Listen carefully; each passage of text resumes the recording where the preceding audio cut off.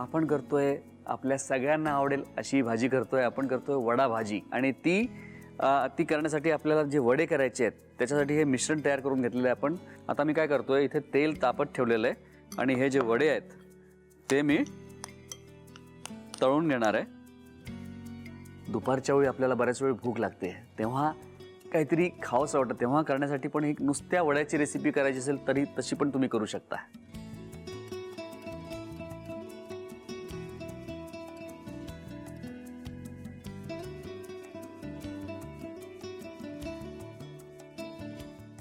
एका बाजूला इथे आपण हा दुसरा पॅन आहे तो गरम करतोय. आपला जो मसाला करायचा आहे तो पण रेडी होईल.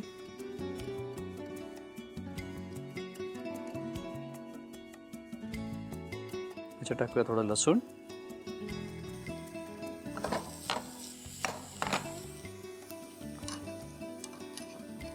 आता हे जे वडे आहेत हे तयार झालेले आहेत आणि मी इथे गॅस बंद केलेला आहे आणि या वड्यांना मी एका प्लेटमध्ये काढून घेतोय.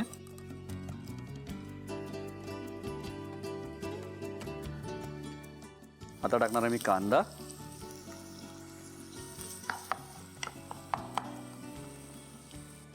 हे वडे मी तोडून घेतोय.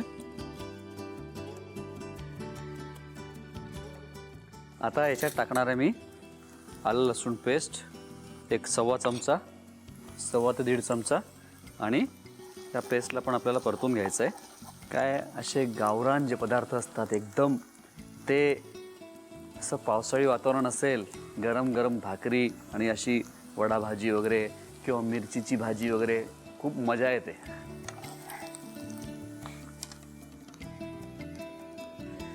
आता याच्यात टाकतोय टोमॅटो, एक 3 मध्यम आकाराचे टोमॅटो बारीक चिरून घेतलेले आहेत ते याच्यात टाकतोय. त्याचबरोबर आता भाजीमध्ये जाणार आहे तिखट, थोडी हळद, तसं हिंग पण टाकू आपण. गरम मसाला आपण नंतर घालूया.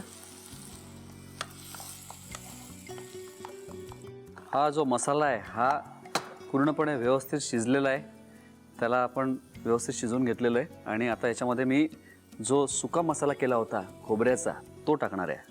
हा आता खरी मजा येणार आहे, मस्त. आणि आता याच्यात मी टाकणार थोडं पाणी.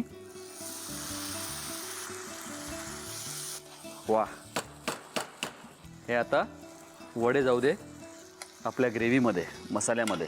थोडीशी कांद्याची पात आहे ती पण टाकून देऊया. ओके, थोडं पाणी टाकू अजून, एक 5-10 मिनटं याला उकळू देऊया.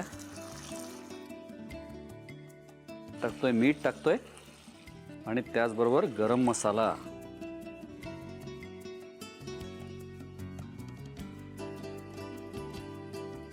थोडी कोथिंबीर चिरून घेतोय आणि सगळ्यात शेवटी इथे ही कोथिंबीर. Paneer mushroom stick with barbecue sauce करण्यासाठी लागणारे साहित्य: किसलेलं गाजर, उकडलेला बटाटा, पनीर, तांदूळाचं पीठ, रवा, मटार, मशरूम, कोबी, मीठ, मिरची, कोथिंबीर आणि बार्बेक्यू सॉस. कृती: प्रथम एका बाउलमध्ये किसलेलं गाजर, उकडलेला बटाटा, कुस्करलेलं पनीर, मटार, मशरूम, हिरवी मिरची, कोथिंबीर, कोबी, मीठ आणि तांदूळाचं पीठ घालून सर्व एकजीव करून घ्यावं. तयार मिश्रणाच्या स्टिक बनवून रव्यामध्ये घोळवून गरम तेलात तळून घ्याव्यात आणि सर्व्ह कराव्यात. मामी, कोणता भक्त हाक मारतो आहे? ध्यानात इतके मग्न आहात. बाणाईला भेट घ्यायची आहे देवी. वाटलंच मला. ती अस्वस्थ असणं स्वाभाविकच आहे. तिच्या दृष्टीने हे सारंच गोंधळून टाकणार आहे. अशा वेळी तिला तुम्हाला किंवा मला भेटावं असं वाटणं हे स्वाभाविक आहे. नमस्ते अंकल जी, वो हमें आपसे. कशा करता आलास तू इथे? विकीची चारी करायला? काय समजतो काय स्वतःला तू? अरे आजारपणात माझा जीव वाचवला म्हणून घरातल्या पोरी बाळींवर. अरे कुठून कुठून येता तुम्ही, नाही ते उद्योग धंदे करता इथं. खपवून घेणार नाही, मी सांगतो तुला. मी फार वाईट माणूस आहे, लक्षात ठेव. हा, पोलिसात देणार होतो तुला. केवळ विकी आडवाला म्हणून लक्षात ठेवलं, ते इथून दिंड काढणार होतो तुझी मी. मामा, आता आपण काहीच करू शकत नाही.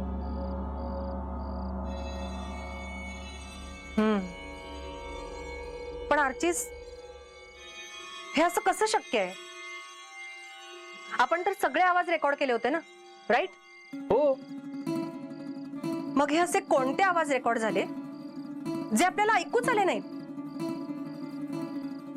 I mean, how can it be possible?